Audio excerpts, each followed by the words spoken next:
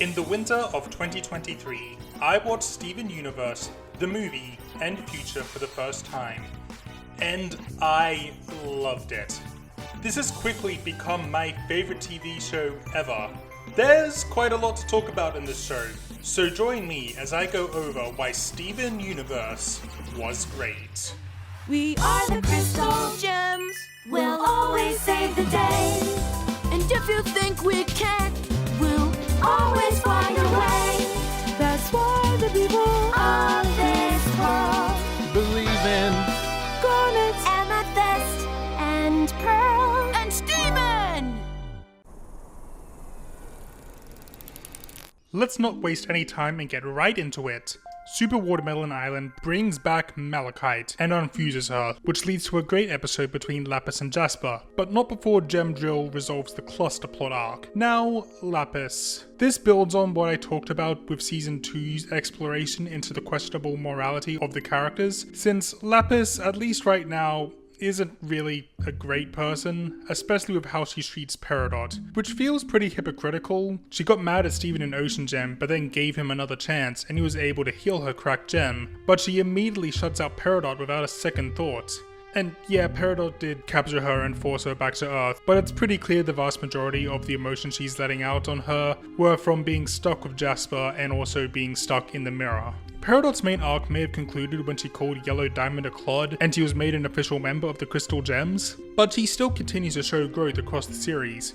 We see how the Crystal Gems have made her into a better person, the dedication she has to making amends with Lapis, leading to this. You don't have to be alone. So tell me then, what you want from me, and whatever that is, I'll do it. I want you to leave! Okay. Her purposefully choosing to listen to her and just leave is such a powerful moment. It really shows how far she's come, but obviously she runs back because of the ruby so Lapis can warm up to her and the two of them can grow a 100% platonic no homo bond of gay adorableness. Adorableness only matched by rubies, since, as it turns out, Crystal Gem Ruby's adorableness wasn't exclusive to her. That's just how rubies are.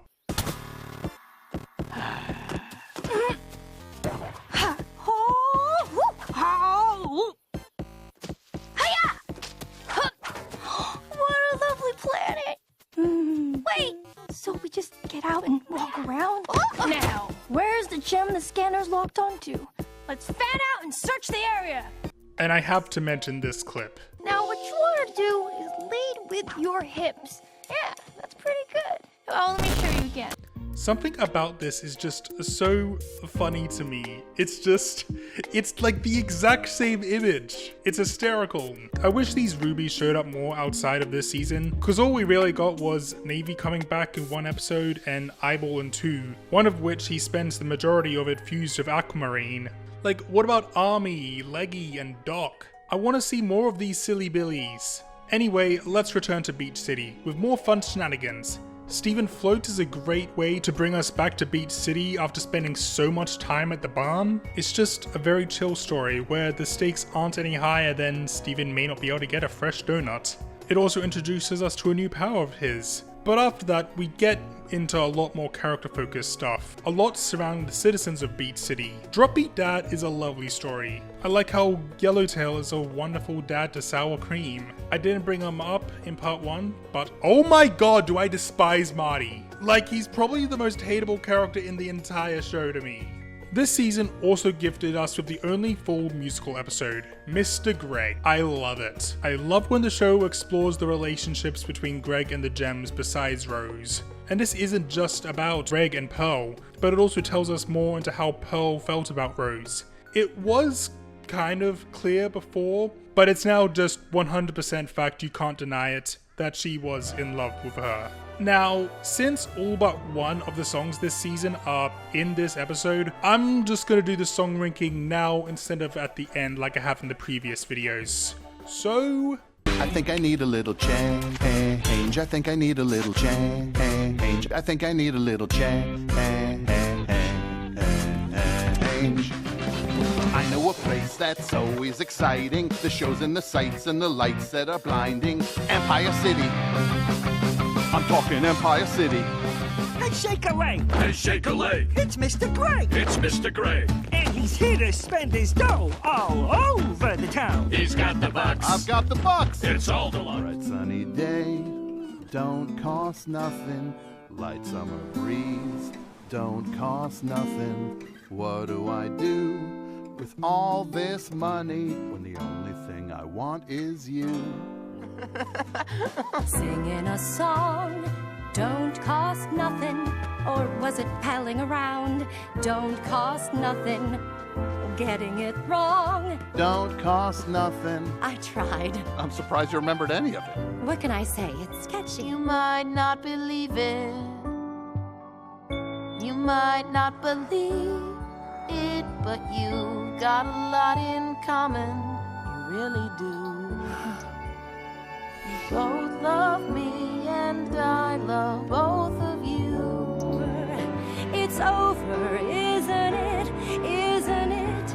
Isn't it over? You won and she chose you and she loved you and she's gone. It's over, isn't it?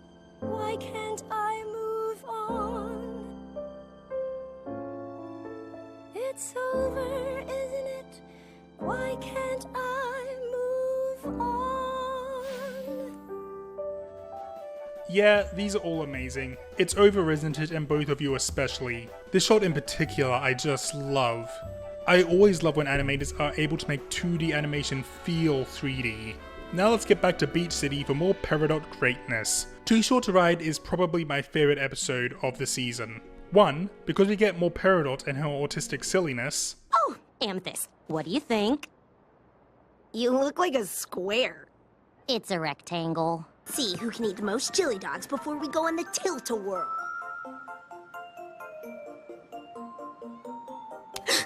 Steven! Amethyst! Look at this being. It's Larchhead, swollen with thoughts! Those compassionate eyes. It understands.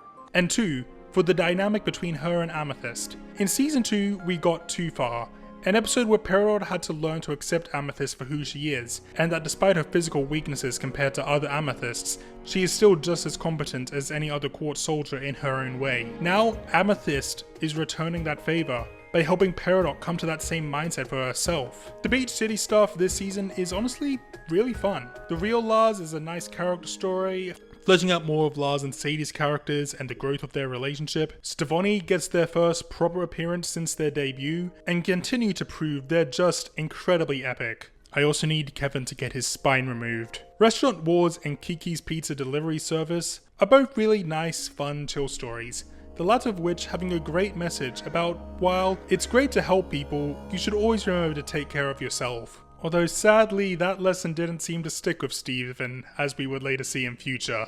Then there's Monster Reunion, which, while another cute and wholesome episode, also gives us more world building with establishing the Diamond's corrupting light attack on Earth. Also, Nephirite's commander here looks interesting. I wonder if she'll become important later.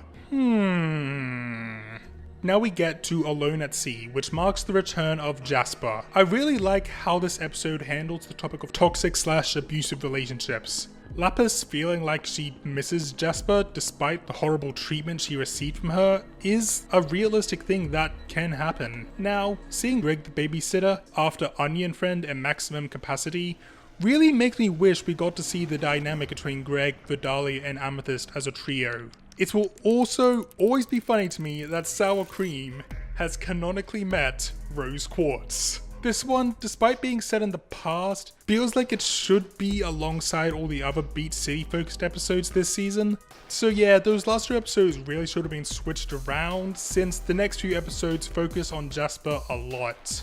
We'd seen some of the effects of the corrupted gems and learned the cause in Monster Reunion, but now we get to see just how bad the damage caused by the diamonds was. We also get some cute moments between Steven and Connie. Wow, Connie, you're a wilderness expert. Well, I like to be prepared. When civilization collapses and this world ends, I need to be ready to build the new one. Yeah, I guess if Homeworld invades Earth, things could get pretty crazy for humanity. Forget gems. Humans are already starting their own demise. Peak oil, Steven! How do we handle terminal decline without alternate energy sources?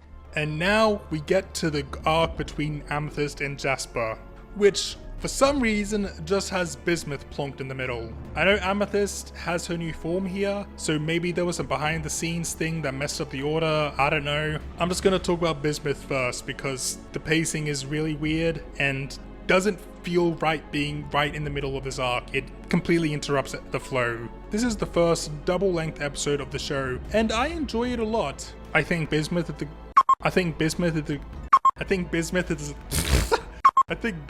a great character. I love the unique title card. I love some of the insight we get into Rose. We begin seeing the heavily flawed side of her, learning how she poofed Bismuth and hid her away in Lion, not telling anyone. And through this, we also see Steven begin to go on that path to make up for his mother's mistakes. Okay, rewinding a bit now to Crack the Whip and onwards. As I said in the season 1 review, I really love this arc between Amethyst and Jasper, but I ended up loving it even more on this rewatch. There's a lot of great build up to Smoky Quartz throughout these episodes, as well as exploration into character dynamics besides just Amethyst and Jasper and Amethyst and Steven. Having a bunch of episodes with a big focus on the bond between Steven and Amethyst makes the reveal of Smoky Quartz one of the greatest moments of the show.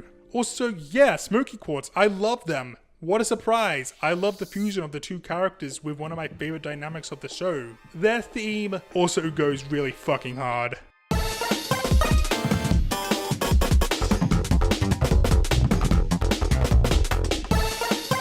This episode really showed just how much Jasper's been indoctrinated by the Diamond's views. This is her third time losing to a fusion, and all 3 times she couldn't see the reason she lost. It wasn't about some vague idea of power, but the love that made up those fusions. Whether it be Ruby and Sapphire, Steven and Connie, or Amethyst and Steven. The first time leading her to fuse with Lapis, resulting in that. And now she tries to fuse with one of the corrupted gems. Both times, obviously never ending in anything good.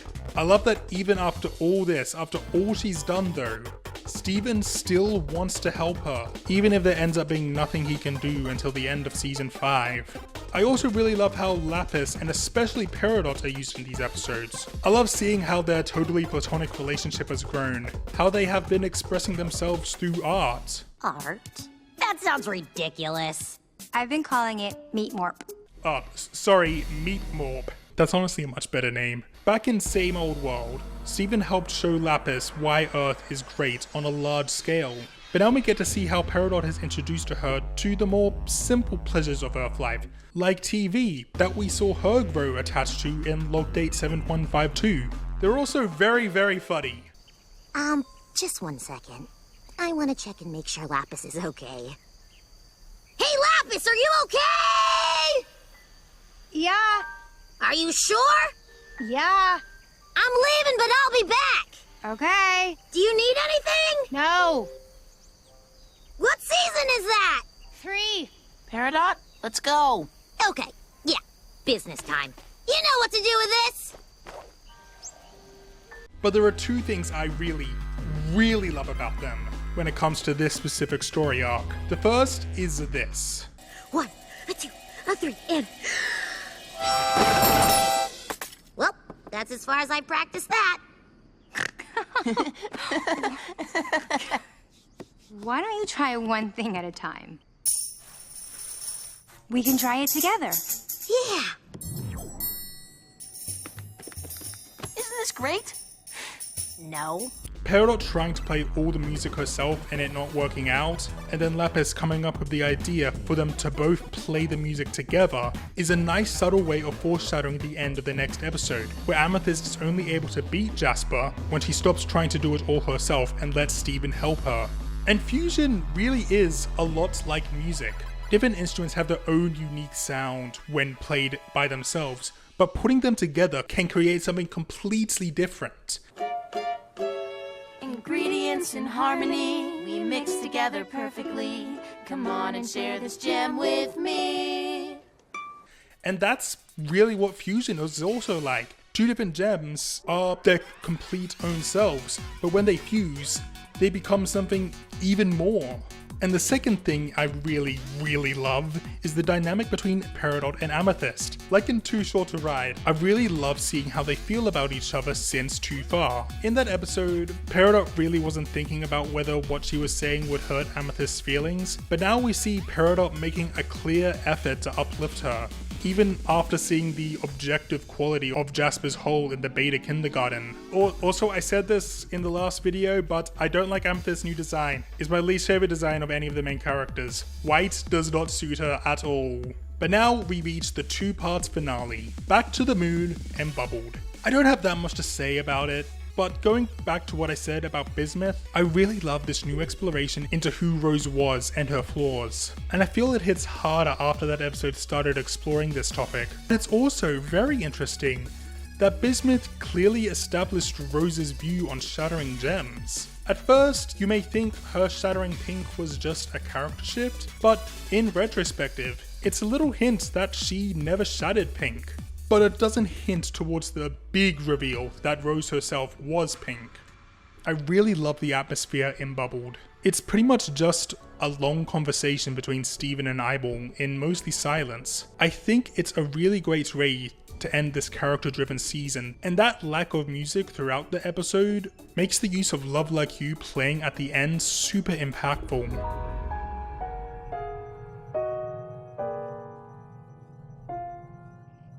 If I could begin to be half of what you think of me, I could do about anything. I could even learn how to love. I didn't include Love Like You in my song ranking earlier because while it does appear in an actual episode this time, it isn't really a season 3 song, but I will be including it, We Are the Crystal Gems, Being Human, etc. in my big song ranking at the end of this series. So, Steven Universe Season 3, the middle chunk of the story that continues the previous season's deep dives into our characters, showing us more sides of them, giving us some great arcs, and lays the groundwork for the next 2 seasons, building up to that wonderful finale. Yes, the finale is great and I won't be hearing otherwise. Fuck you. I shouldn't say that. But we still have one more season before we get to that. I'm Dr. Lemington. Like and subscribe to make me smile, and I will see you later. For some reason, the video refused to render unless this image is here. I always thought I might be bad. Now I'm sure that it's true. 'Cause I think you're so good, and I'm nothing